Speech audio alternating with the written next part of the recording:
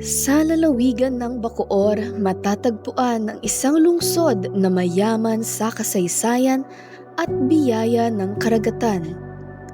Sa unang tingin, tila payapa at masigla ang lugar. Mga bangkang pumapalaot, mga batang naglalaro sa kalsada, at mga pamilyang patuloy na lumalaban sa agos ng buhay. Sa isang komunidad kung saan ang baha ay madalas na bumisita at ang kita ay hindi sapat sa pang-araw-araw, paano nga ba bumabangon ang isang pamilya? Ako si Phoebe Gail L. Valdez. Dito ko nakilala si Nanay Sheena, isang inang patuloy na lumalaban hindi lamang para sa sarili, kundi para sa kanyang pamilya Po at si Sheena kanilang Songlao, kinabukasan. na may tatlong anak, yung dalawa po doon ay may sakit po na lifetime illness po. Tapos ako po ay nagmamanicure pedicure. Nakatira po kami sa tabing dagat, Bacoor, Cavite po. Tapos yung dalawa po doon ay may sakit po silang panghabang buhay. Si Nanay Sheena ay may tatlong anak. Si Prince na 7 taong gulang, si Jana na 10 at si Princess na 4. Mga munting ilaw ng kanyang buhay. Ilang taon ka na po? Po? 1 po? Ayaw niyo ako pansinin.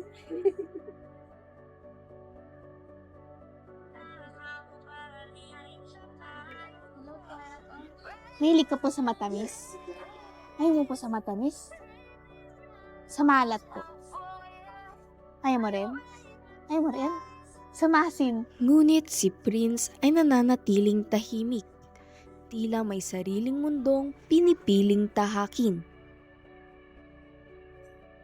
Siya, favorite niya daw matatamis. Ikaw po. Mahilig ka sa manghang? Ayaw mo rin? Ano gusto mo? Ano pa po iba niya nalalaro? Taga-tagaan lang to?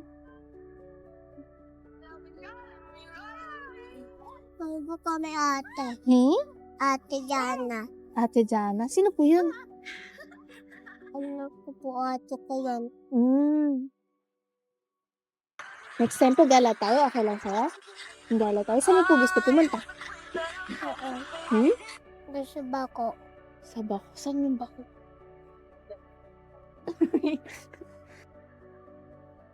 Kita mo po yung camera. Mahilig ka po ba sa camera?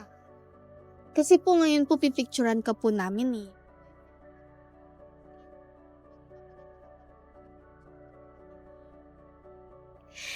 Inaayusan ni Nanay Sheena si Princess para sa kanilang picture taking. Dito natin makikita kung gaano kaalaga si Nanay Sheena pagdating sa kanyang mga anak at kung paano nakakapaglagay ng ngiti sa mga labi ang pag-aalaga niya sa kanyang mga anak. May bangs pala siya. Kaya pala may ginaganon siya kanina. Ganda lang. Ay! Ay! Ganda! Shoulder off pala yun. Shoulder off? Okay, so magandang araw po. Kamusta po kayo ngayon as of the moment po? Medyo okay lang naman po. Hindi po ba kayo nababother sa kanila? Hindi naman po. So, gaano katagal na po kayong nakatira po dito? 11 years na po. Simula, 2014. okay po. So, bakit po kayo napalipat po dito sa lugar na to? Dito po kasi yung asawa ko nakatira. So, sumunod lang po kayo na... Apo, taga-Pasay po talaga ako. Okay po. Nung nasa Pasay po kayo ganun, paano po yung normal po na living nyo nun? Paano po yung pamumuhay niyo po nun nung nasa Pasay pa po kayo? Medyo okay naman. Tapos, kung okay lang po nung lumipat na po kayo dito, paano po nagbago yung parang pamumuhay niyo po? Dito mas okay kasi dito naman maganda naman kasi dito kasi gawa ng may dagat, makakaliko ka, makakapag-enjoy ka. Ang lang dito is kailangan mong mamuhay talaga. mas marami po kayong na parang opportunity po or trabaho na nahahanap po dito. Mm-mm. So, speaking of trabaho po, ang trabaho niyo po ngayon ay Home service, manicure, pedicure. po, sa ano niyo po, paano niyo po siya or paano po kayo naghahanap ng mga customer po? Mga kaibigan niyo lang din po ba? May O napunta po sa bahay. Minsan may nagchat-chat, magpapalinis ng kuko. paano niyo po siya ina-advertise kung meron po kayong paraan? Paano niyo po pinapaalam sa ibang tao na may ganun po kayong business? Nag-ano ako sa Facebook. Okay po. Nagpo-post ako. Tapos, nagsasabi rin ako sa mga nasasalubong ko na nagmamanicure, pedicure ako. So, yung ganong, tawag dito, ganong trabaho niyo po, sa tingin niyo po ba kumikita po kayo ng sapat po pang araw-araw niyo po? Oo.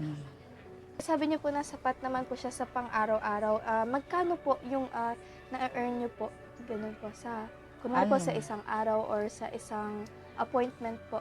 Sa isang araw, nakaka-400 ako. Katulad ngayon, naka-400 din ako. Okay po, paldo-paldo po tayo. Nakakapag-aral po ba sila ng, tawag dito, ng maayos po? Mm-mm. Pero yung pangalawa ko po, ano po kami kanina, nagpa-lab test po kami kasi gawa ng 3 days na siya nagtatae. Opo. Kasi nirequestan siya ng doktor niya na magpa-lab test kasi baka daw may amoeba.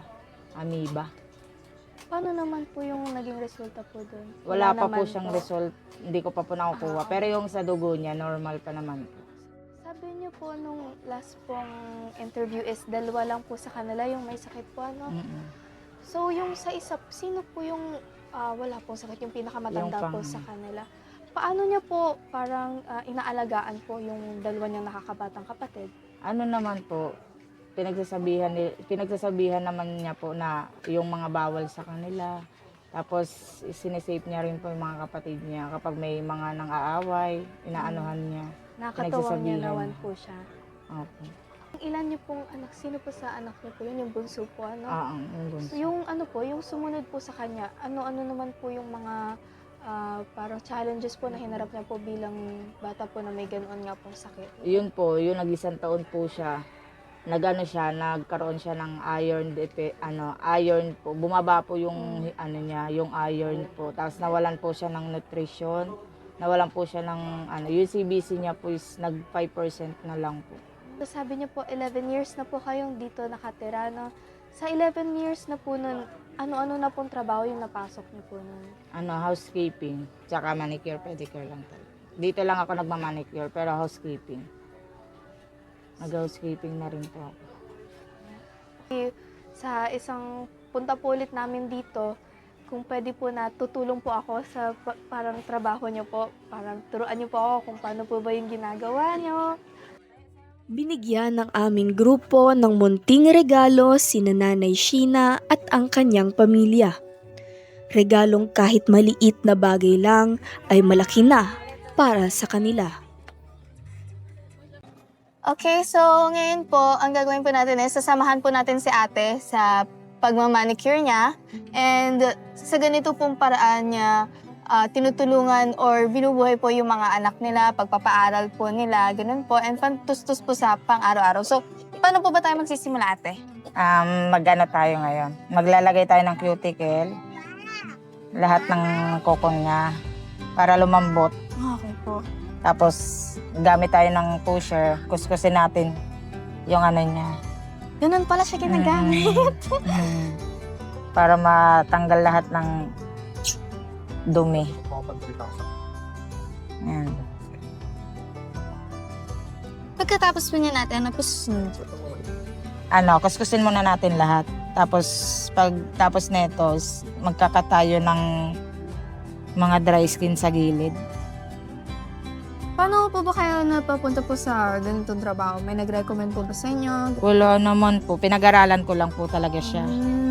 Third year high school po ako nag-aral nito. Tapos nagano po ako sa mga teacher ko. Nag-sample po ako kung pwede na po ba ako magano. Napasa naman daw po. Kaya yun, tinarir ko po siya. Hanggang ito na po, hanggang sa nagkaanak ako, ito na po yung nano ko po sa kanila. Nakatulong naman po talaga. Opo, sobrang laking tulong. Paano po yan? Sa isang araw po, mga ilan pong customer yung mga nagbubook po sa inyo? Ganun. Ano po, 5. Katulad po kanina, naka 2 customer din po ako. Kaya naka 200 din po ako. Tapos dagdag po tayo ngayon dito. Opo. Lambot.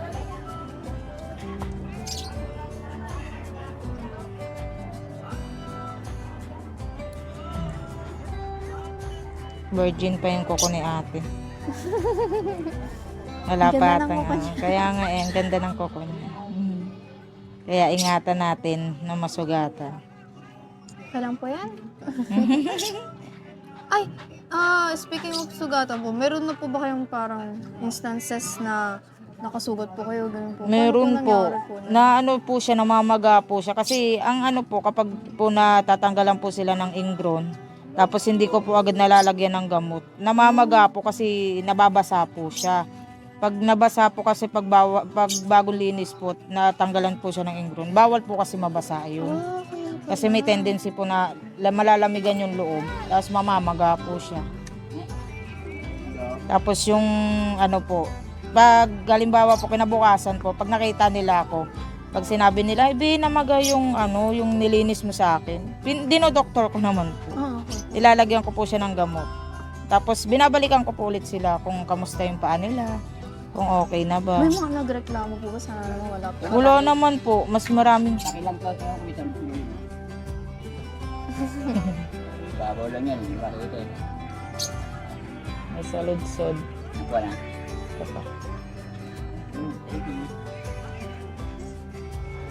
Yun nga po. Kailangang, ano, mas gusto po nga nilang sa akin nagpapalinis. Kahit marami naglilinis dito. Wow. Tinatawag nila ako sa bahay. So, medyo sikat ka po pala dito, ate. Eh, minsan po ako na umaayaw eh. Kasi minsan Ang dami hindi na ko po. kaya po. Eh. Marami pong Oh my God. maraming ginagawa. So, naglilimit din po pala kayo. No? Opo ma'am. Katulad ng ano, mga gantong oras, hindi na ako pwede maglinis kasi opo. magluluto na po ako ng kakainin Mag-aasikaso nila. Pag okay po naman kami ng asawa ko, siya yung nagluluto. Opo. Ngayon kasi work kami. Iniganyan niyo rin po ba yung mga anak niyo po? Parang ang social Oo. naman po. Ginaganto May ko rin sarili po po sila silang pag gusto nila, malinisan mo nga ako, lilinisan ko sila. Minsan sila naglilinis sa sarili nila. Pag naglilinis ako ng kuko. Parang ako yung natatakot, ate.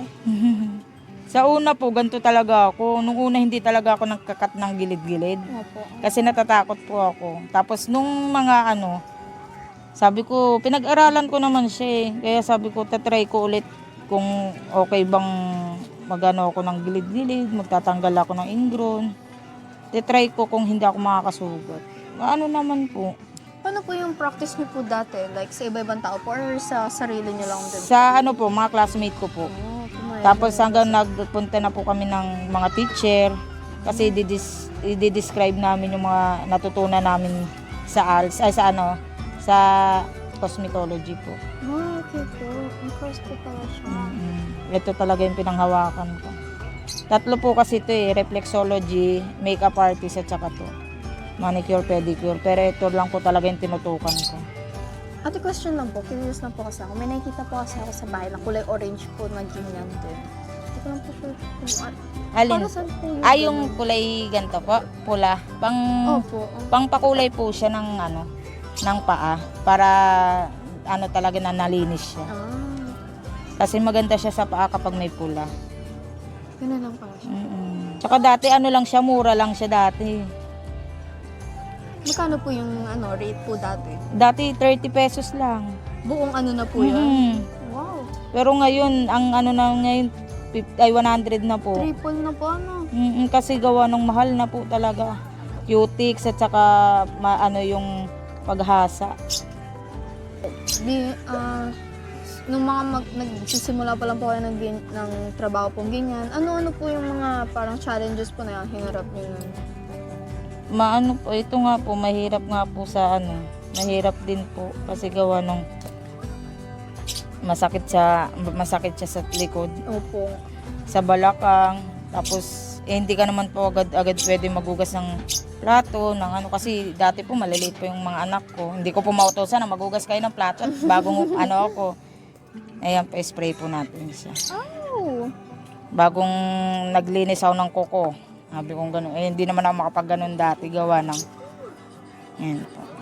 Para Edi, magkaroon siya. pagkatapos po nito, bawal niya po ba sa inyo? Opo, kasi sa wala naman pong ano siya, wala naman po siyang sugat. Pwede naman po. Ayan. Nagkaroon na siya ng pulat, korte. Ikaw naman. Para ano. Dito.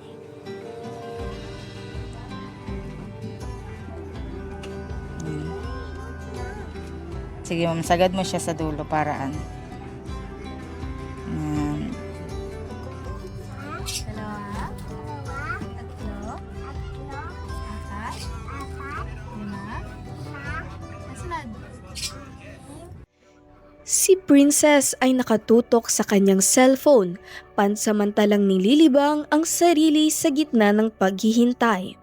Si Prince na may nakikisilip sa munting liwanag ng screen, habang ang panganay ay tahimik na kumakain, payak ngunit puno ng pagtitiis. Ang daanan patungo sa bahay ni Nanay Sheena ay makitid at masikip. Sa loob ng munting tahanan, 5 ang naninirahan at ramdam ang init sa dikit-dikit na espasyo. Sa pagkakataong ito, pupuntahan natin ang tahanan nila Nanay Sheena. Hindi lamang upang masilayan ang kanilang araw-araw na pamumuhay, kundi upang mas maunawaan kung paano nila pinapasan at hinaharap ang buhay sa gitna ng kanilang sitwasyon. Sa makitid na daanan patungo sa kanilang lugar, siksikan ang mga dumaraan at madalas nagkakabuhol-buhol ang mga motorsiklo. Makikita natin na ang kanilang bahay ay maliit. Ngunit sa kabila nito, masaya pa ring nagkakasama-sama ang pamilya. Nagtitipon sila sa bawat pagkain at gumagawa ng mga alaala.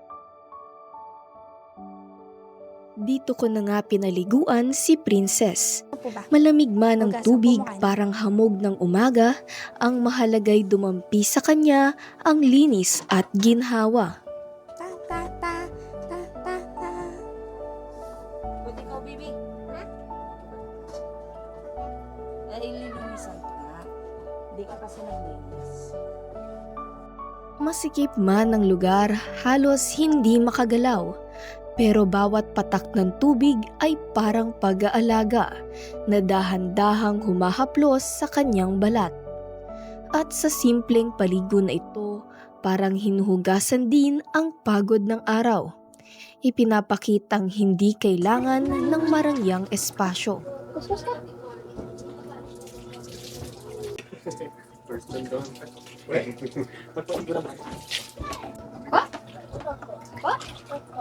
Bako, kita tayo?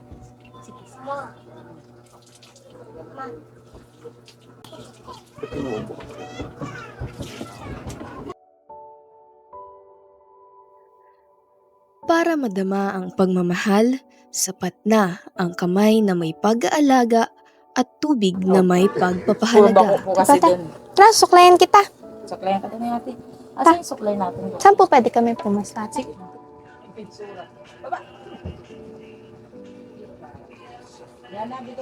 Sorry.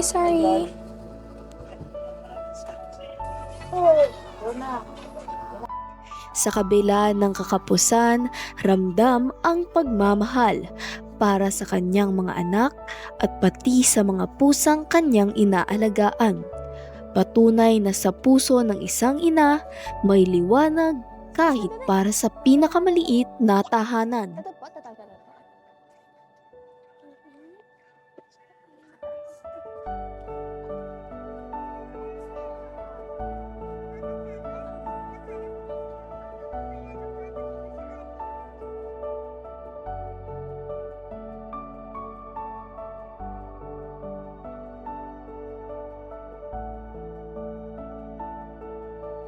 Birthday, dalawa. Hmm? Birthday ko, dalawa. Dalawang birthday mo? Kailan? September pa eh! Mama. Hmm? Dito tayo. Ay, may cutics ka pa rin. Dito ang simpleng pagkain ay nagiging sinulid na nagdudugtong-dugtong sa bawat miyembro ng pamilya. Masaya nga kaming sabay-sabay kumain sa lapag. Matigas man ang sahig pero busog ang tiyan at puso sa pagtitipon. Masubo ka pa? Laki-laki mo na. Hmm?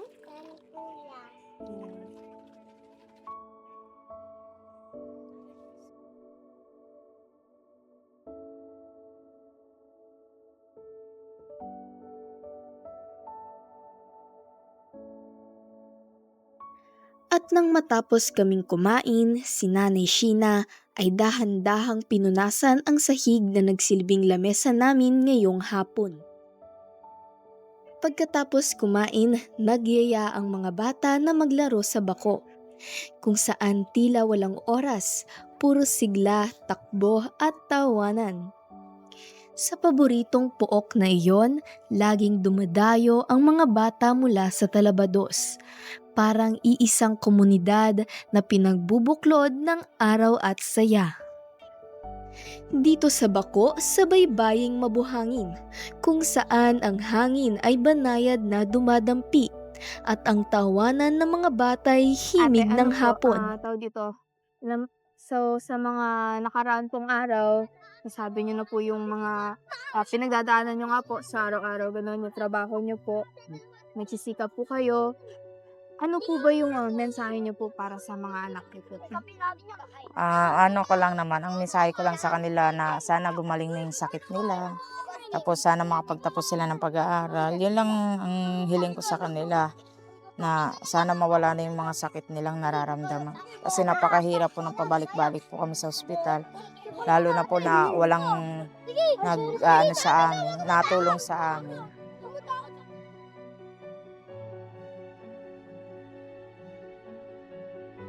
Sabihin po sa kanya na hindi mo pa nasasabi. Pasalamat ka dahil Sa pag-aaral namin. Sa pagpapaaral sa amin. Tapos sa pag-aasikaso niya sa inyo araw-araw, di ba? Ano yun? Tumutulong ka ba sa kanya? Paano ka tumutulong kay mama? Napugas po ako plato. Ganun ka mag-thank you sa kanya? Opo. Napakabait ka. Tapos tayo pag-aaral. Diba? Kaya mo? Kaya! Mo? Kaya! Kaya mo! Kaya! Tara, next naman!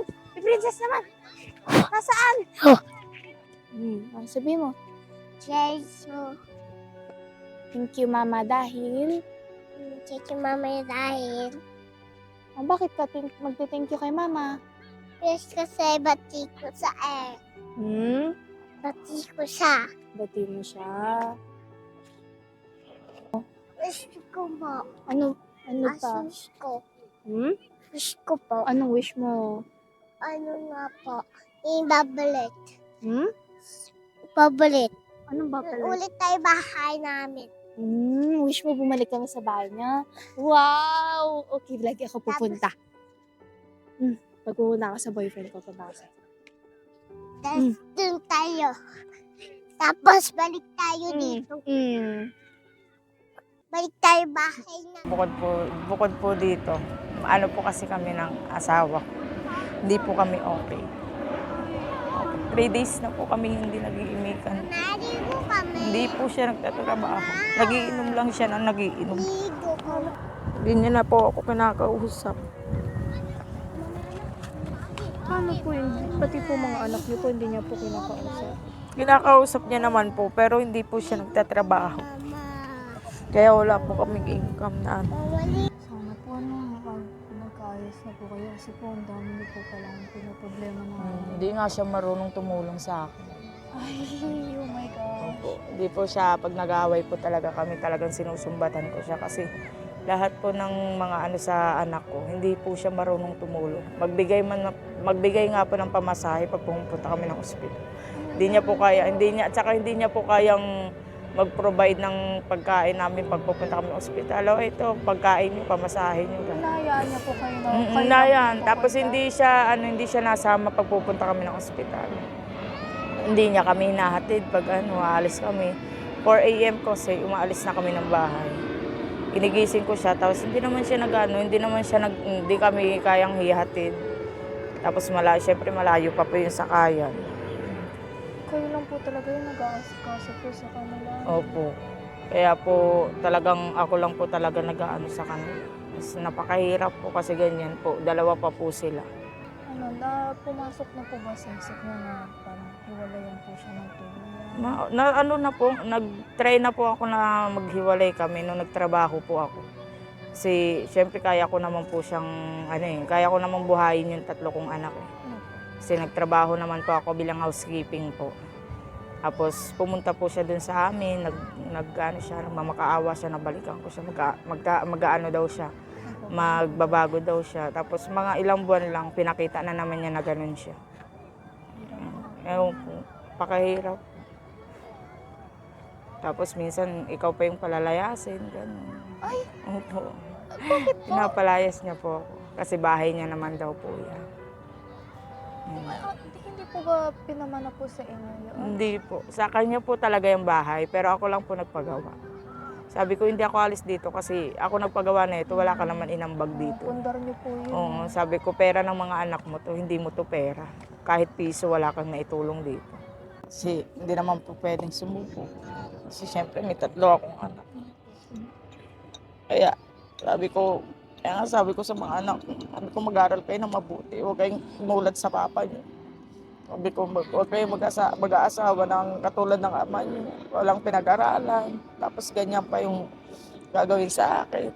Sabi ko, magtrabaho kayo para matupad yung mga pangarap. Kasi may mga pangarap po sila. Gusto po nila makarating ng ibang bansa. Yun po gusto nila. Talagang may mga pangarap po sila. Kaya sabi ko, magtapos lang kayo ng pag-aaral, okay na sa akin. Sabi ko, para masuklian yung hirap ng ginawa ko sa kanya. Yun po sabi ko sa kanya. Kasi hindi po madaling maging nanay, sabi ko.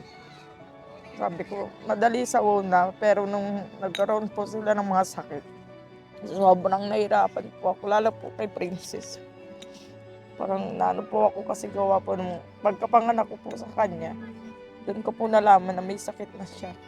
Parang nabinat po ako sa kanya kasi gawa ng days pa lang po siya. Kung saan ko na po siya dinalang ospital para po mapagamot ko po siya. Tapos mga 1 week po, yun po, kung po sa Dasma po kami natanggap. Nag-charity po kami doon. Marami naman po tumulong.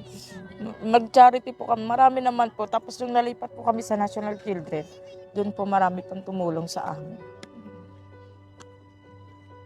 Sa kabila ng kahirapan at mga pagsubok na kanilang pinapasan araw-araw, nananatiling matatag ang pamilya ni Nanay Sheena. Hindi man madali ang kanilang dinaranas, ngunit sa kabila ng ganitong sitwasyon, mas nangingibabaw pa rin ang kanilang pagmamahalan. Isang lakas na hindi nasusukat sa yaman o sa ginhawa, kundi sa kanilang kakayahang manatiling buo, nagtutulungan at nagmamalasakit sa isa't isa. At sa huli, ang kanilang kwento ay hindi lamang salaysay ng hirap, kundi kwento ng tibay at ng pag-ibig na patuloy na bumabalot sa kanila. Dahil sa gitna ng unos, ang pagmamahalan pa rin ang nananatiling kanilang pinakamatibay na sandigan. Nakasalalay sa kuko ang pangarap na hindi dapat mabigo. Ako si Phoebe Gail Valdez, mula sa Talat Lente.